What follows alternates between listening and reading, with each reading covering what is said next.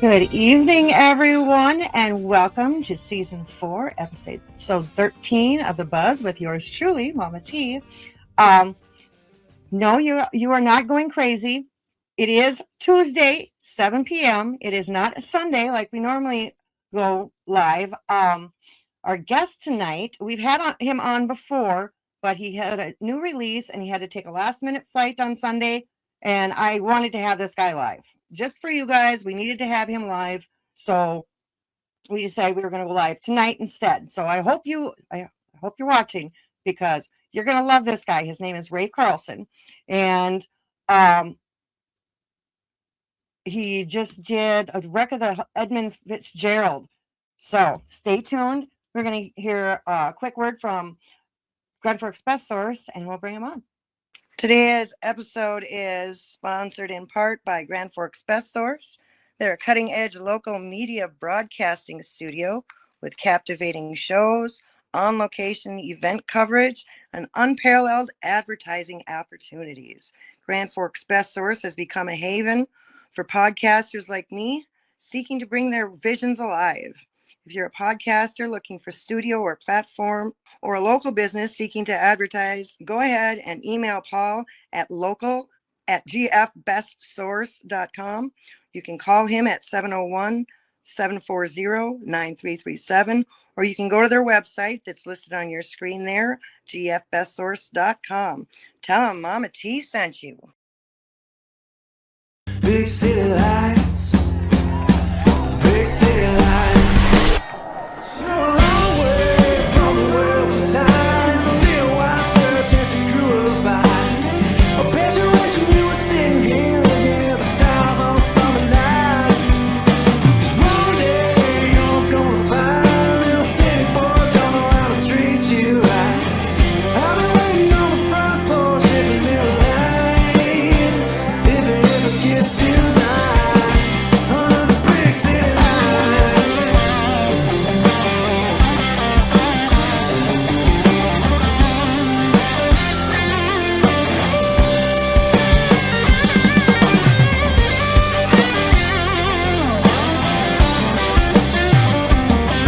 If you know you like it more, baby, I got you missing bit in my soul, baby. From your high class living in your high rise prison, you wanna come home to me. 'Cause you're a long way from the welcome sign, the little white church that you grew up by. I bet you wishing you were sitting here looking at the stars on a summer night. 'Cause one day you're gonna find a little city boy don't know how to treat you right.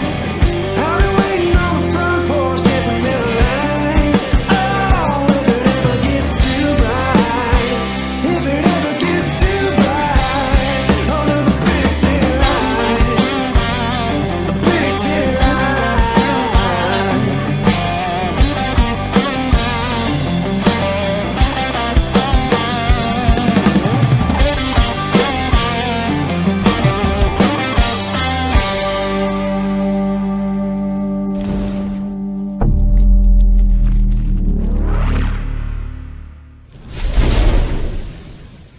Here we are. Hi. How you doing? Welcome back to the show, Rafe. I'm so glad you can join us. I know you got a lot going on. You're a busy man.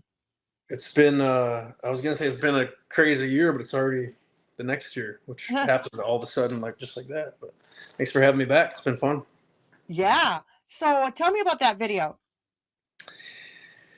That's just a compilation of last summer's worth of touring and just playing shows all over the Midwest, and a little here, a little there, a lot of beer and a lot of parties and late nights and a lot of hard work. Just been a crazy year. I mean, like we were talking the other day, it's like all the things that we did this year, it's probably like normally like what I would do in like 5 years packed into 1 year. So it was surreal. A lot of pinch me moments, a lot of just crazy times. It was a lot of fun. Wow. That was called Loud America? That is Loud America. We are living in it. Huh. I don't know. That's the name of the. We kind of it's like people ask all the time, like, what's your genre? Are you country, are you rock, are you this, are you that? And it's just like, we're loud American music. We play loud, we kick ass, light things on fire, and we do all that. So it's not as much confined within a genre. These days you kind of don't have to be as much. So we just make music that speaks to us. It comes from the heart, and we go out there and play it as loud as we can. Awesome. That's awesome. I love who doesn't love loud music? Well, old Well, people, I some guess. people. Old people don't. So tell me, how did you get into music in the first place? What are your roots? Did you have a supportive family? Yeah, my mom was in country bands in the 1980s, and she would always sing to me when I was a kid. I grew up singing in the car seat, Bon Jovi, Rascal Flatts, a little bit of everything, a lot of country, rock and roll. Singer songwriter stuff like John Denver. Every kid loves John Denver. And yeah, just musical family. My dad's side of the family, real musical too. Like a lot of cousins. My cousins play guitar in rock bands and stuff like that. So both sides of my mom's side and my dad's side are both super musical. Sorry, I just got company. They know I'm live, but my dog doesn't realize that I'm live. So yeah. Hi Allie. Hi Dawn. And anytime during the show, if you guys want to comment, ask. Oh, Laddie Boy too. Goodness gracious. Well, they're all hopping up. We 5 live viewers right now, and this is not our normal time. So if you guys It's a have party. any questions for Rafe, you go ahead and ask him. Oh, Ask yeah. away. So, how did you actually start doing music? Like, Yeah, I didn't really know like how it went. Like I think kind of the narrative is you're never gonna make money in music, and you're gonna stand on the side of the street and play guitar, and hopefully people throw a dollar in a jar for you. And that was kind of what I thought growing up. It's like you get a degree and go to school and work and do the whole thing. And I worked a few jobs after high school, and I was working selling RVs and motorhomes in travel trailers in Duluth. And I just woke up one day on my day off, and I said, I'm gonna see what happens if I just grab my guitar and take a little drive to the town over, because I was too scared I'd run into someone I know if I did at my own town. Set up and put a tip jar out on the side of the sidewalk and see what happens. And played for like 45 minutes, and had a good little crowd of people stop and listen. And I don't remember if I made $40 or $50 or something, and gave my 2 weeks the next day. Just said, I'm going to figure out a way to make it work. So I never played a show before that. I'd sang for a select few, friends and family. I posted a couple of videos of me singing online, I think, at that point. But yeah, it was just how long like, ago was that? that was May. Well, that would have been April 2021. And then I quit my job. My last day was the end of April. May 1st, first day as an unemployed hobo. And then I just kind of figured it out from there. But I think May 18th, I played my first show ever on the side of the street at Vikra in downtown Duluth to like 7 people. It was May 18th, freezing cold. I don't even know how people were outside, but a couple of my buddies came out, and it was, I'm surprised anyone was there. It was freezing cold, but it was cool. And then I played a couple shows after that, flew to Nashville about a week after that, started writing, recording music, and it's crazy to look back on. I was just thinking about talking to someone about this last week. It's like a lot of things that happened in that frame of time was like, so jam-packed. Like, played my first show, wrote my first songs, recorded my first songs, flew to Nashville for the first time. Started writing with just award-winning songwriters, producers, and stuff, all within the span of, less than a month, a couple weeks, really. So it's just a lot all at once. Wow. Oh, we do have a viewer comment. And yes, I think he knows this already. And I think the first time he was on, Dwight and I kept going like this. But my friend Allie says, "Can I say your guest is gorgeous?" My Yes. what's that? Can I say your guest is gorgeous? Oh, I Yes, thought of you course said you my can say my that. Gus is gorgeous. I was like, who's Gus? Oh, thank No. you. So, oh, she also wants to know what is one of your most memorable times so far within the music business? That's a good question. There's just been even just this year, even the past few months, things I'd never thought I'd experience, and just people I've never thought I'd meet. A lot of fun. Like we try to have fun. I think one of the things this summer we most memorable. We were backstage at WeFest after we got done playing, and we were wearing these um, fox pelts. Like I was wearing a red fox hat, like a full fox, so down my like tailbone, just the whole thing. And my other guitar player was wearing a blue fox pelt, and my other one was wearing a coyote pelt. Mm. And it was a hot day in Minnesota that day, and we were sweating. I don't think we had shirts on. We just looked like we just conquered the northern frontier or something. And we came off, and Megan Maroney's whole band was standing outside their bus, and they thought we just like looked like a bunch of freaking rednecks, and they were like probably not expecting that in Minnesota, but we like to surprise people. We already have another guest question. Do you get nervous? I'm guessing when you're on stage, and if so, what do you do to help with that? Yeah, if things are going the way they're supposed to, which we've had, a little more locked in protocol the last tour and the tour before that, I'm totally fine. It's when you're getting on stage and your monitors aren't working, or you're getting on stage and someone like shouts something like, "Oh, you know, don't forget to do this," or like something like you hadn't had planned. Like when things aren't accounted for and things are going wrong when you're getting on stage, that always messes with me. So we try to eliminate that.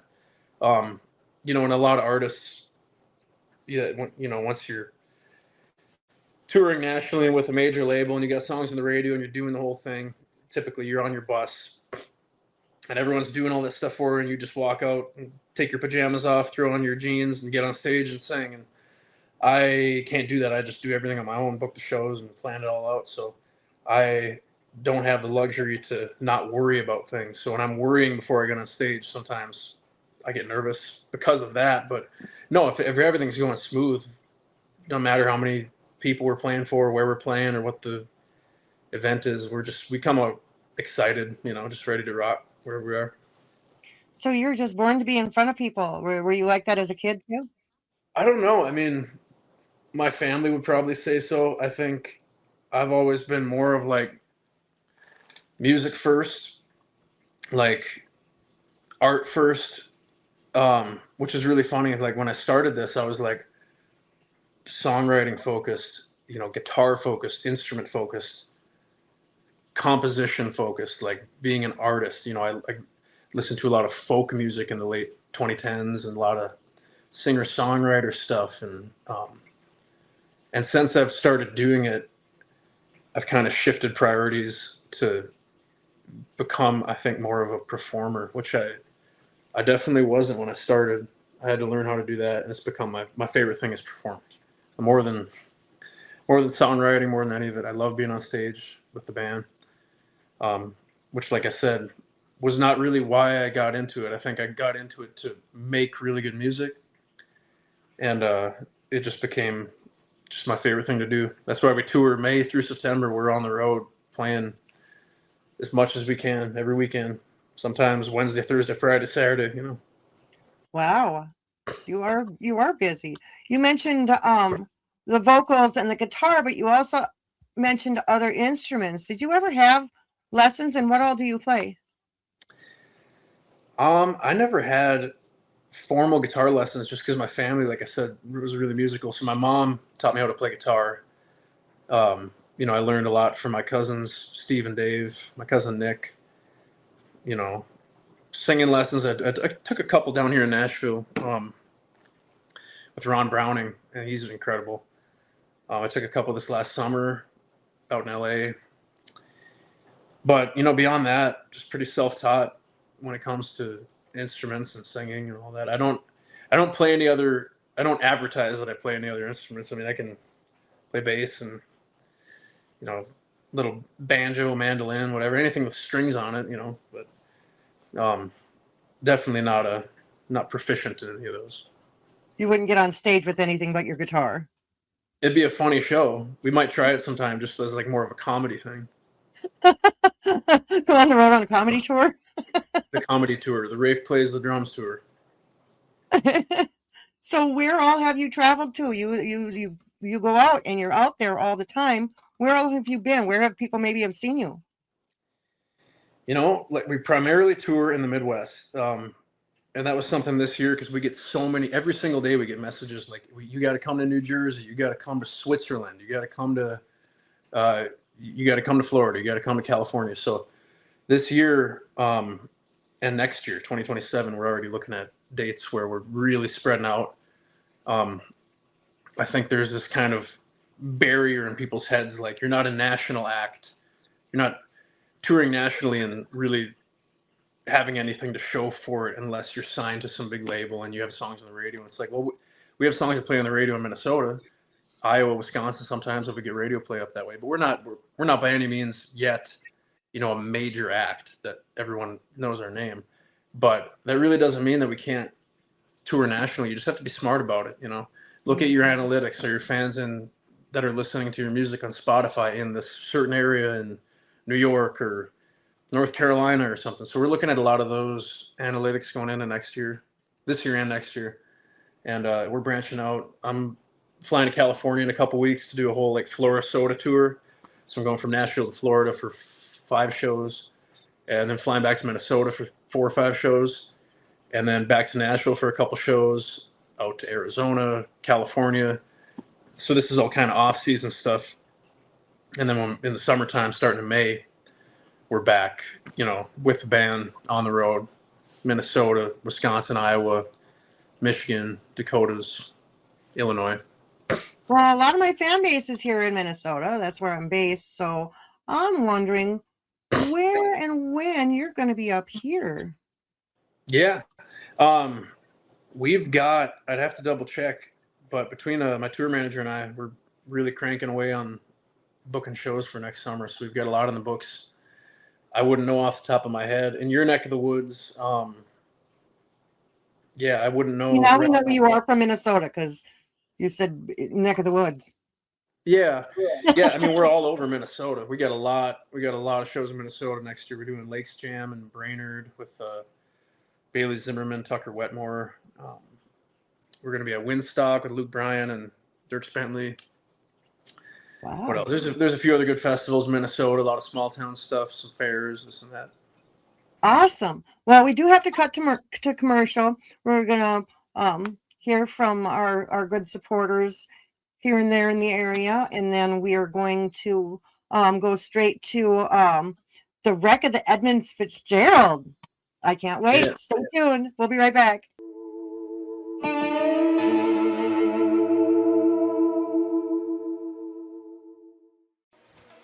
When it comes to podcasts and social media, stick with the best. Grand Forks' best source. Keep up to date with local happenings and news, interviews with city leaders, athletes, nonprofits, and of course, lots of feel-good stories. You know, Grand Forks' best source is a great way to advertise your business or events with the most economical ad packages available. And contact us to find out how you can have your own podcast with the best studio in the area. Check out Grand Forks' best source on your favorite social media app. Grand Forks' best source, the Forks' best local podcast. Call 701-213-0863 or online at gfbestsource.com. We love the Forks.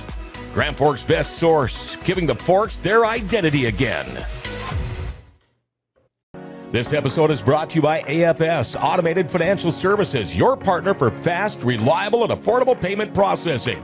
Whether you're taking payments at the counter, on the go, online, or through a full POS system, AFS makes it easy to get paid anywhere, anytime. They handle credit, debit, EBT, gift, and loyalty cards across every industry and touchless options available for all in-person transactions.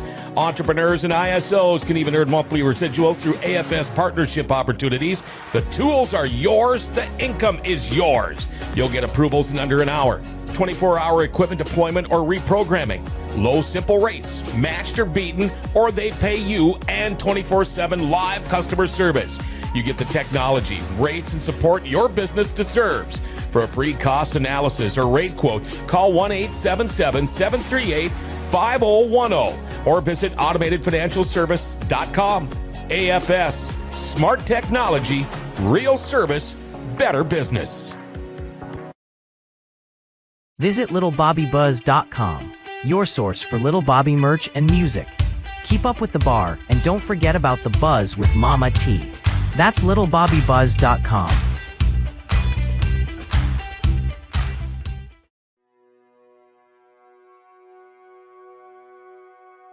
The legend lives on from the Chippewa down to the big lake they call Gitchagumi.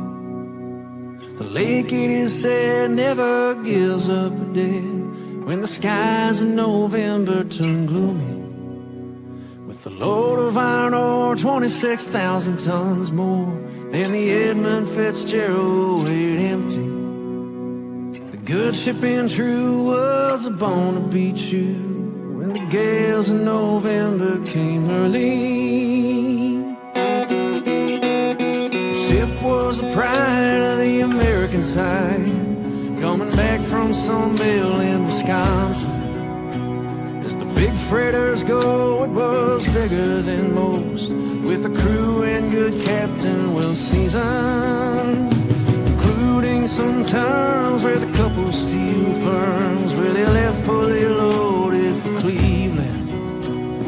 And later that night when the ship's bell rang, could it be the north wind they'd been feeling?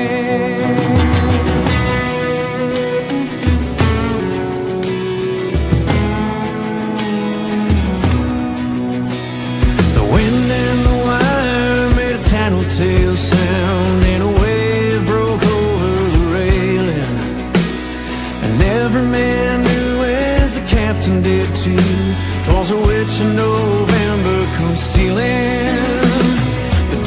Came late and the breakfast had to wait when the gales of November came slashing. When afternoon came, it was freezing rain in the face of a hurricane west wind.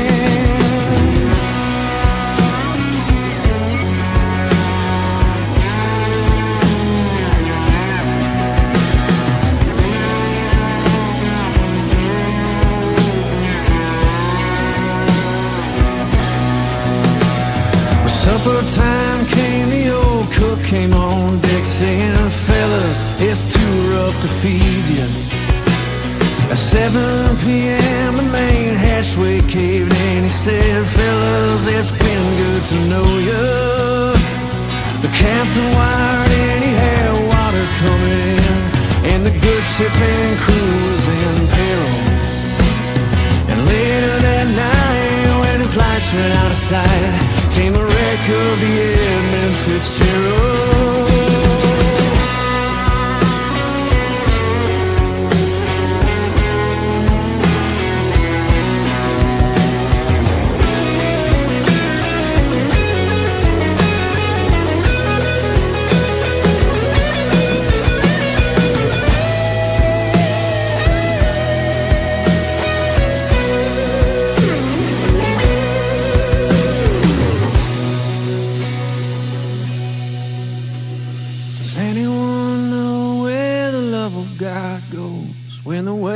Turn the minutes to hours. The searchers all say they'd have made Whitefish Bay if they'd put 15 more miles behind her. They might have split up or they might have capsized. They may have broke deep and and took water. All that remains is the faces and the names of the wives and the sons and the daughters.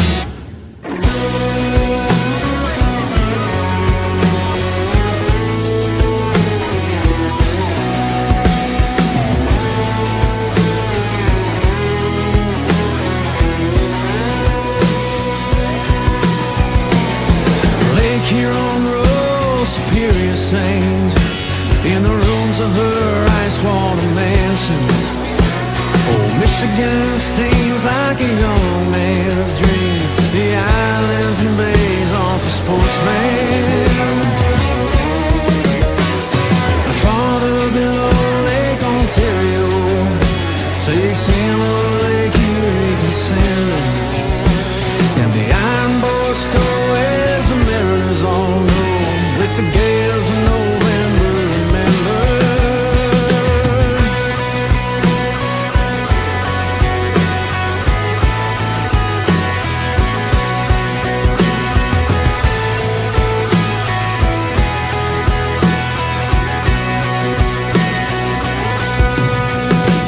In a musty old hall in Detroit they prayed at the Maritime Sailors Cathedral. The church bell it chimes, hell it rang 29 times for each man on the Edmund Fitzgerald. The legend lives on from the Chippewa down of the big lake they call Gitche-Goo.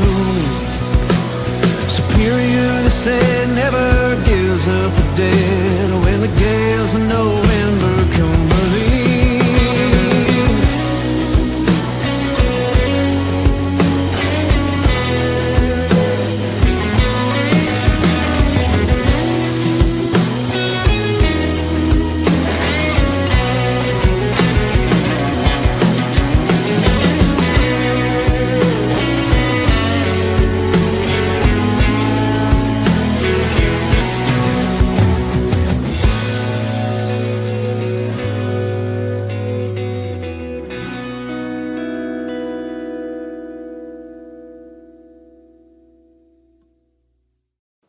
That was beautiful.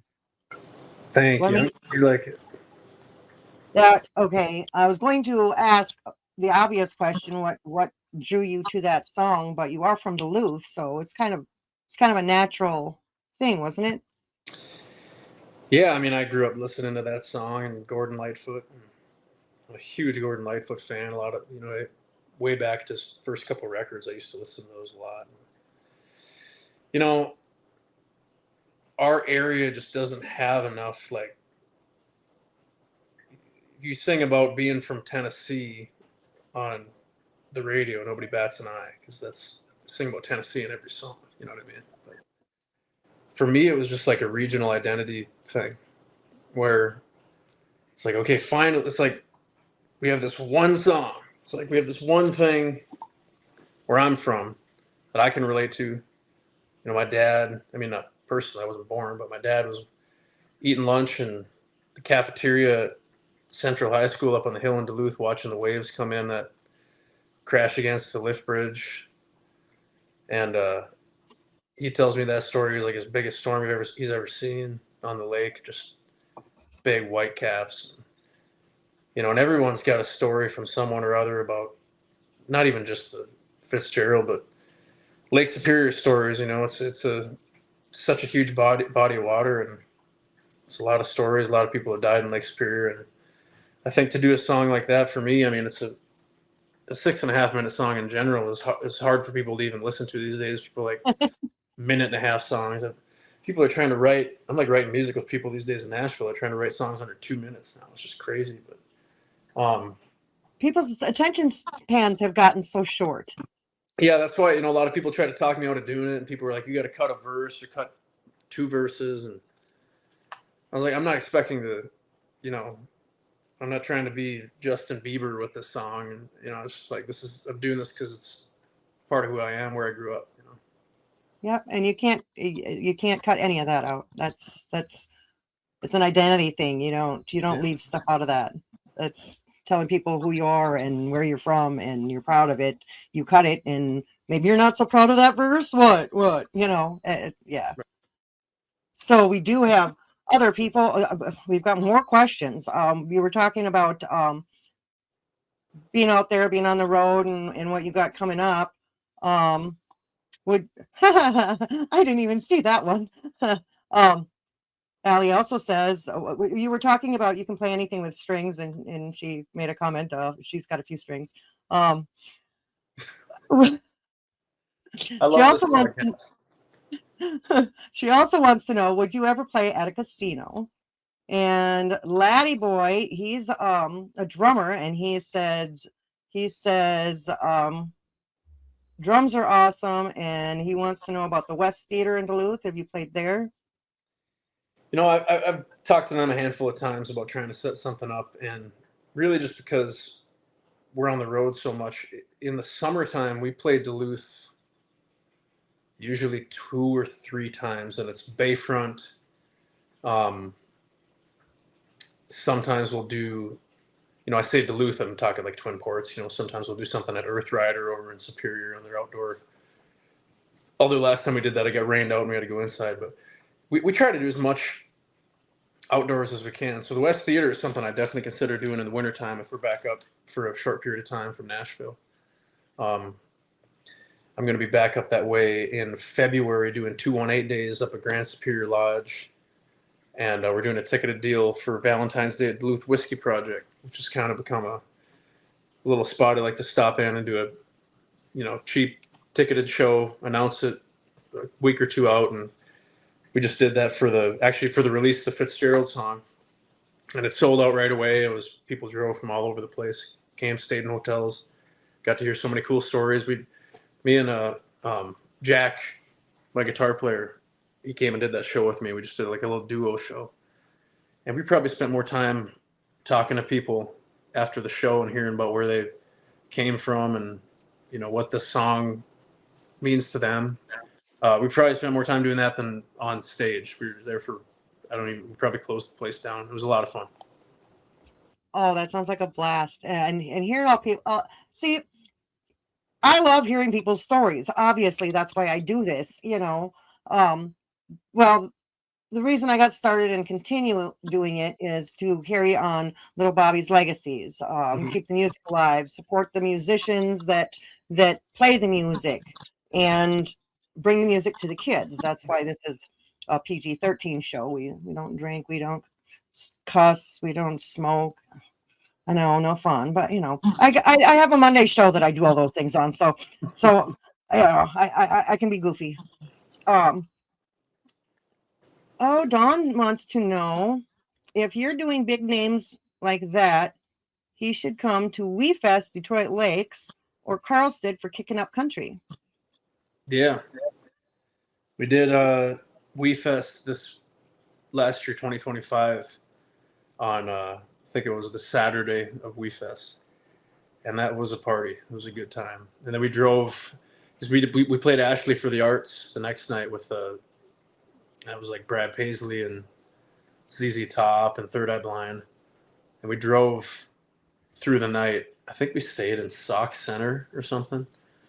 I woke up the next day and drove all the way to Arcadia, which is one thing when you have a driver and a tour bus, but when you're kind of doing it like how we do it, just bootstrapping your whole way through this thing, it's kind of it's a big deal to drive that far in a day, basically. But yeah, that was a crazy weekend. We did We Fest August 8th, I think. This last year we did We Fest. The next day we did Ashley for the Arts on the 9th, and then I played solo shows August 10th, 11th, 12th, 13th, 14th, 15th. And then we had another full band show the following weekend up in McGregor on the 16th. And we headlined a little festival called Lodgepalooza. It was like nonstop 2 weeks on the road for me. I think it was like 12 days or something without a break, singing every night, which is fun maybe once a year. But by the end of that, you're pretty wiped out. I remember being pretty tired by the end of that. Do you get some vocal fatigue going on? Yeah, I try not to. The big vocal fatigue thing is when you play these 3-4 hour shows where you're kind of just background music in a bar, and I don't do as many of those as I used to do. We try to do like festival sets where we can give it everything we have for 60 minutes or 90 minutes. And it's not really for me. Like everyone's voice is different, I feel like, but it's not like how much I give it in a short period of time. If I'm singing 3 hours in a night and then singing 3 hours the next night, 3 hours the next night, that's when I get worn out, but I got, some good vocal techniques that I try to do, but I'm usually not good about doing them when we're on the road or having too much fun and I forget. I can relate. Little Bobby did get me singing again, and it was just, karaoke, but everybody would always call me up there, and I love to sing, but after he passed, I just kind of didn't go out there and do anything, except like when I'm drinking in my friend's garage. Well, this last time I did that, I lost my voice for a week. I couldn't even do the podcast. And I was like, yeah. And that's never happened to me my whole life. So, but I was pretty much scream singing for 2 nights in a row. So, yeah. It's funny what does it too, because I could sing for hours a night, multiple nights, and usually be fine. But then I could be like in my living room trying to record a video of me singing a song and do like 8 takes until I get the right one in front of the camera. And my voice is totally shot by the end. And I don't know if that's just singing the same thing over and over thing or what it is, but it's funny. Like if I'm sitting at home singing or if I'm writing music in my living room, I can lose my voice from that. But being on stage, part of it also could be having monitors. I don't have to sing so loud. I can hear myself. Oh, right. If you're writing a song with multiple people and you're all banging on the guitars, you kind of got to shout over people to get your point across sometimes, but that could be it. I don't know. We do have a joke. We're going to do a joke of the day provided to us by our wonderful producer. What's the difference between a pizza and a drummer? Any guesses out there? Apparently a pizza can feed a family of 4. Should be a musician. Yeah, that could be not just the drummer. I mean, it's yeah, it checks. Let's see. There is also the drummer that's watching. No,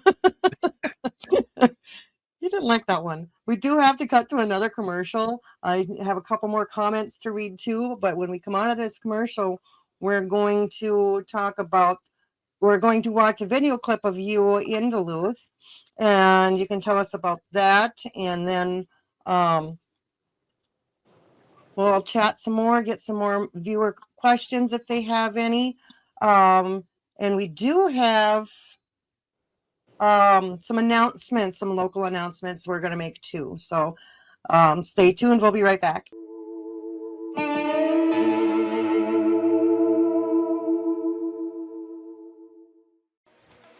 When it comes to podcasts and social media, stick with the best. Grand Forks' best source. Keep up to date with local happenings and news, interviews with city leaders, athletes, nonprofits, and of course, lots of feel-good stories. Grand Forks' best source is a great way to advertise your business or events with the most economical ad packages available. And contact us to find out how you can have your own podcast with the best studio in the area.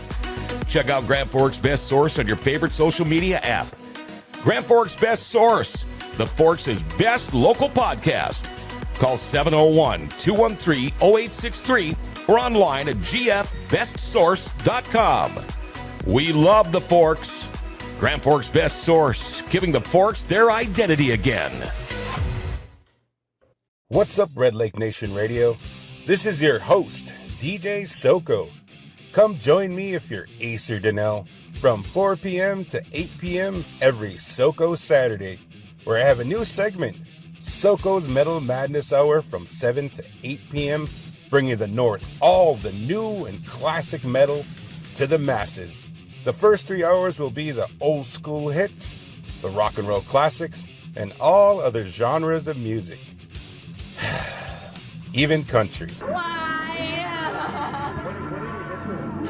So come take a cruise with me, DJ Soko, bringing the fire right here on 105.3 WRLN, Red Lake Nation Radio. Yeah.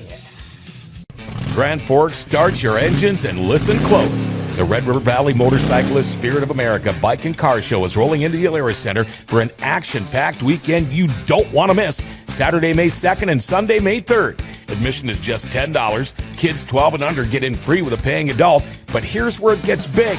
Raffle tickets are just $50, and only 4,000 tickets will be sold. That's it. Once they're gone, they're gone. Now, those $50 tickets, they give you a shot at over $100,000 in prizes, including a Harley-Davidson Road Glide. Second prize is a Polaris Ranger Crew Cab Trail Boss with trailer. Third prize, a Yamaha Gas Golf Cart. Get your $50 raffle ticket now by calling Tim at 701-739-1605 or stop in at Brewski's. And remember, every dollar raised benefits the Veterans Honor Flight of North Dakota and Minnesota, helping honor the men and women who served our country. $10 to get in, $50 to win big. Only 4,000 raffle tickets available. Call 701-739-1605 or visit Brewski's in Thompson today. Spirit of America Bike and Car Show, May 2nd and 3rd at the Alara Center. Visit littlebobbybuzz.com, your source for Little Bobby merch and music. Keep up with the bar and don't forget about the buzz with Mama T. That's littlebobbybuzz.com. We're here in Superior, Wisconsin. We're going to check out the brand new Edmund Fitzgerald Memorial they just put up. If we've not met before, my name is Rafe. I'm from Duluth, Minnesota, just right over there across the water. I just put out a cover, a wreck of the Edmund Fitzgerald, sitting at about 40,000 streams. I appreciate you guys checking it out. Here we are, ladies and gentlemen. Brand new monument they just put up on the anniversary of when it left Superior. Right over there, it's Burlington. It's not in service anymore. Well, supper time came, the old cook came on deck saying, fellas, it's too rough to feed you. At 7 p.m. the main hatchway caved in. It's beer 30. It's Monday. We're in Superior, Wisconsin, so you know what that means. The captain wired in, he had water coming in, and the good ship and crew was in peril. You know where we are. We're at the legendary Anchor Bar in Superior, Wisconsin. Let's check it out. The wreck of the Edmund Fitzgerald.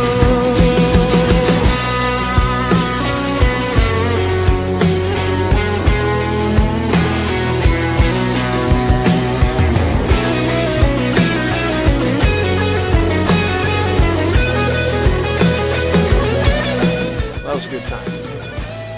So here we are in East End, Superior. We decided to come to the place where the Edmund Fitzgerald actually left from before it went out on Lake Superior and eventually sank. Does anyone know where the love of God goes when the waves turn the minutes to hours? I'll take you on a walk. So you can see all these trains will come in, a lot of them carrying iron ore from the Minnesota Iron Range. We have the Minnesota Iron Range to thank for winning World War II, first of all, and building the skylines of a lot of major cities. This is where the trains would come in with the iron ore, drop the iron ore into the big freighters, head out on Lake Superior, through the Sioux Locks, through all the lakes. You can see it's posted right here. And actually obey the rules tonight. Here we have it, folks. Last place the Edmund Fitzgerald was before she went down in Lake Superior on November 10th, 1975.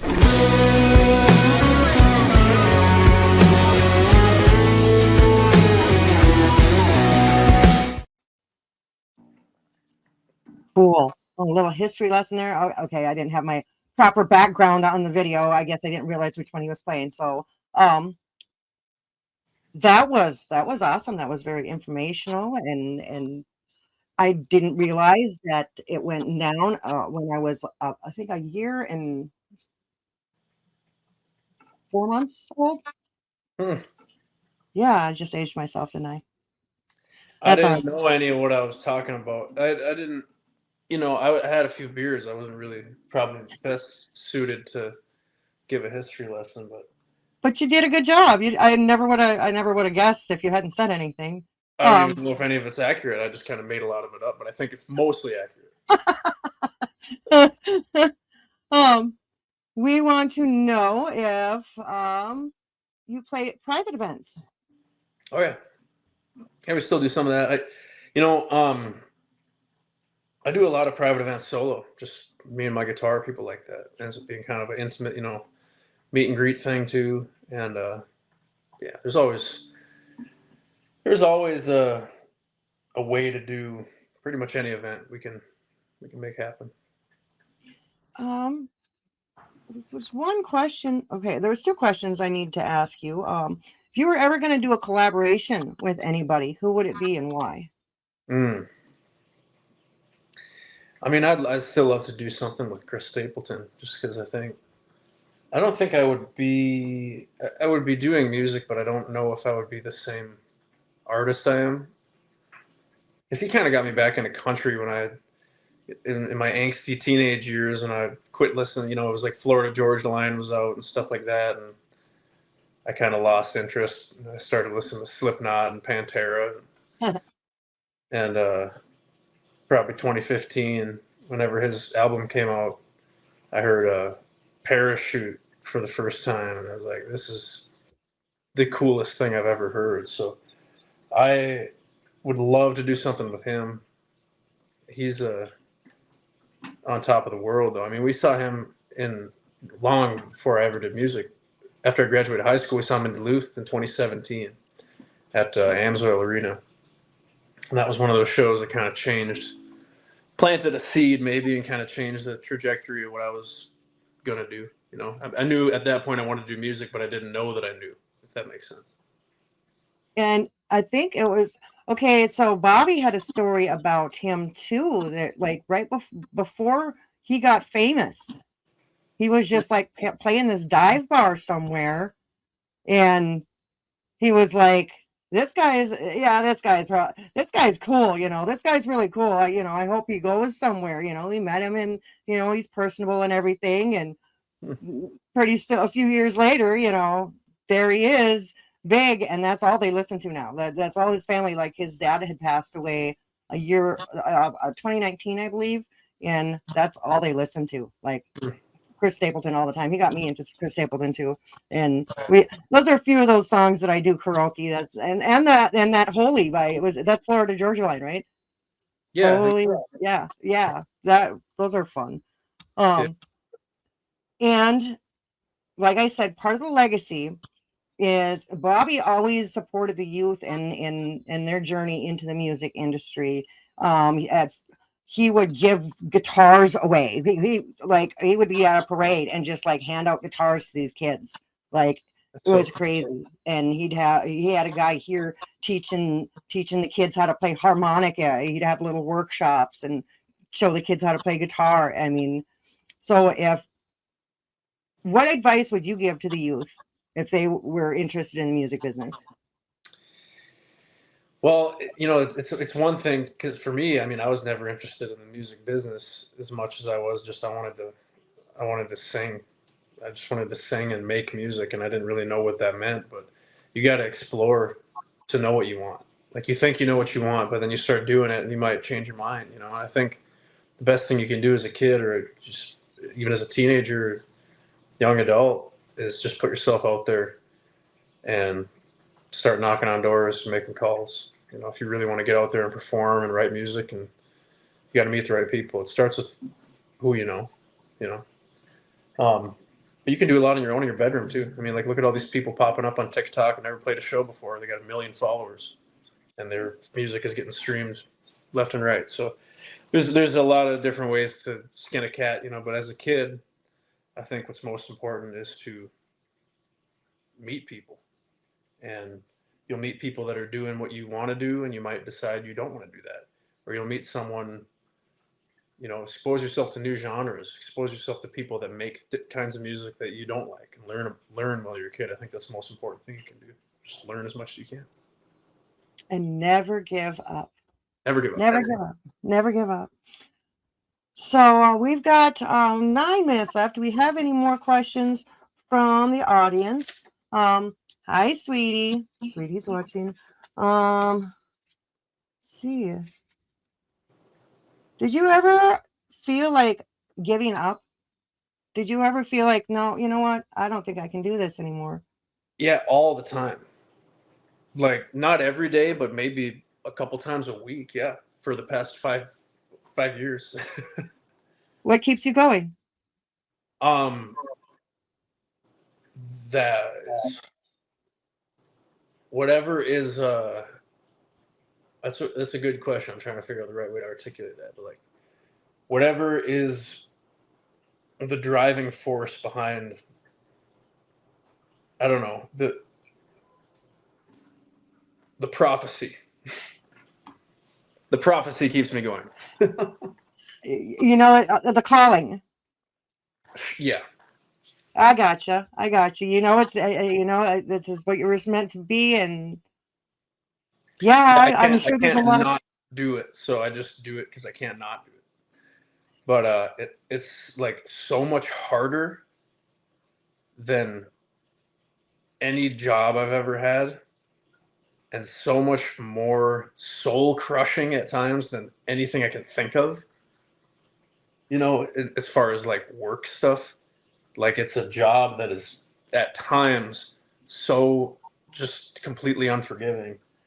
Um, and that's kind of what separates the wheat from the chaff, so to speak. I mean, like you're gonna get people that quit with the first taste of discomfort, or the first big no you get, or the first big letdown. You'll have something that you put aside 5 months of your life for, and it doesn't pan out. All the time.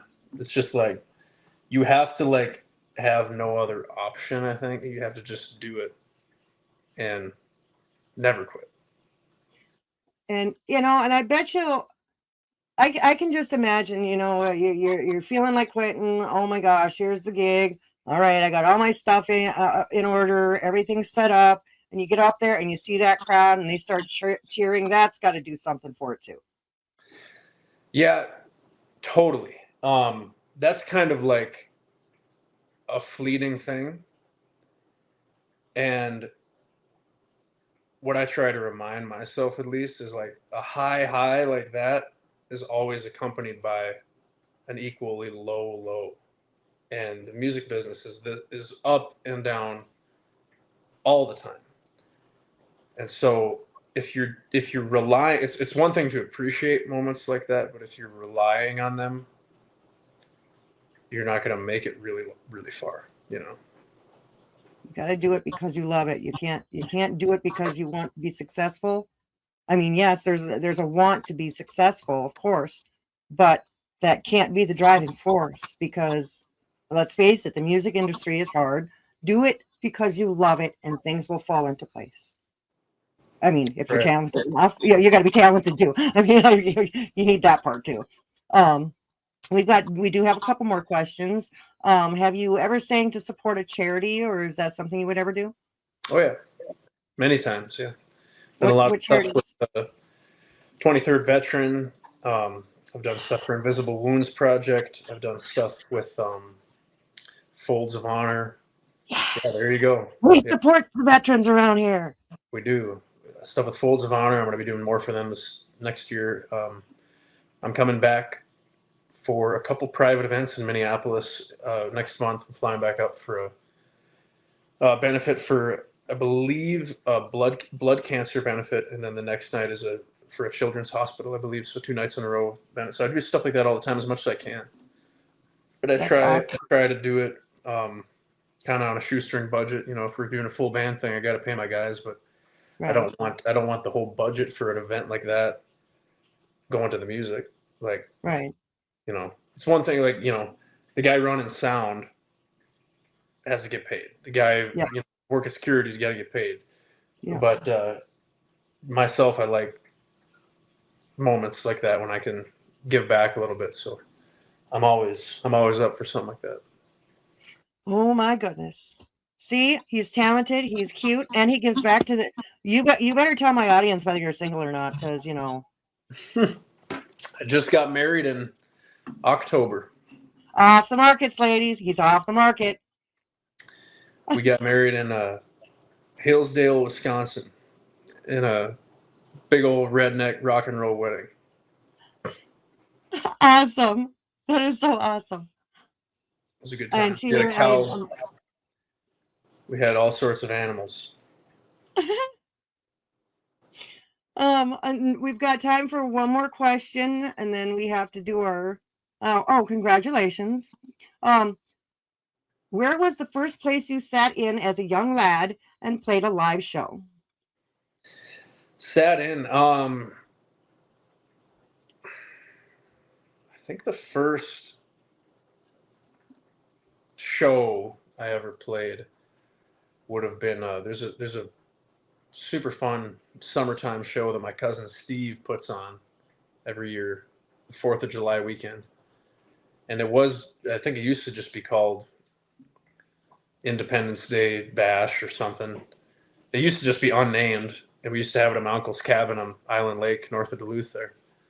And it turned into something so big that it wasn't friends and family more. It was just hundreds of people, and no one knew who anyone was, and the cops came all the time. And the cops just had a presence there after a certain number of years because they knew it would get crazy. And it got too big, too many injuries and, drunk driving stuff. And so I think probably around 2017, 2018, they moved it to the park on Island Lake, right by the Island Lake Inn. And my cousin Nick was doing like an acoustic opening show, I think, for the bands later on, and I got up with him and sang a couple songs. I think that was probably 2019 would have been the first time. And then I think I did the same thing in 2020, and then I played my first actual show in May 2021. Well, you know what? I thank you for being here. Thank you for sharing all your stories. I'm just overwhelmed. Like it's, I know it's been a short journey compared to a lot, but it's been long. It's been a long, hard road, and thank you for doing it and putting out the music. Thanks for being my guest. Of course, thanks so much Thank for having me. Today's episode is sponsored in part by Grand Forks Best Source. They're a cutting-edge local media broadcasting studio with captivating shows, on-location event coverage, and unparalleled advertising opportunities. Grand Forks Best Source has become a haven for podcasters like me seeking to bring their visions alive. If you're a podcaster looking for studio or platform, or a local business seeking to advertise, go ahead and email Paul at local@gfbestsource.com. You can call him at 701-740-9337, or you can go to their website that's listed on your screen there, gfbestsource.com. Tell them Mama T sent you.